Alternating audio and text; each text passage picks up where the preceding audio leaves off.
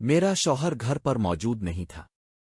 اس کا ایک دوست تھا جو ہمیشہ مجھے اس طرح دیکھتا تھا جیسے مجھے اپنی آنکھوں میں سمو لینا چاہتا ہو۔ اس دن اس نے میرے دروازے پر دستک دی۔ اس کی نظریں اور انداز میں پہلے ہی سمجھ چکی تھی، اور سچ تو یہ ہے کہ میرا دل بھی چپکے اس کی طرف مائل ہونے لگا تھا۔ دروازہ بجا تو میں نے پوچھا، کون ہے؟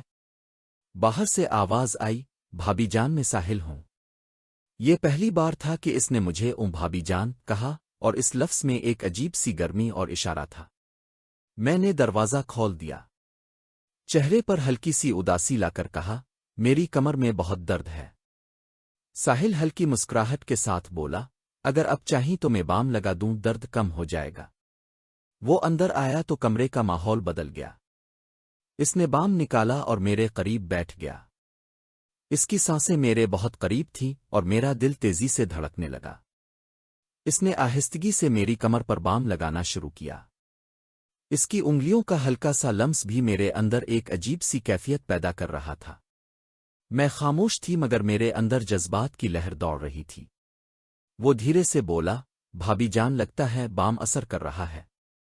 اس کی مسکراہٹ اور نظریں مجھے بے قابو کر رہی تھیں۔ کمرے میں ہلکی سی روشنی اور گہرا سناٹا تھا۔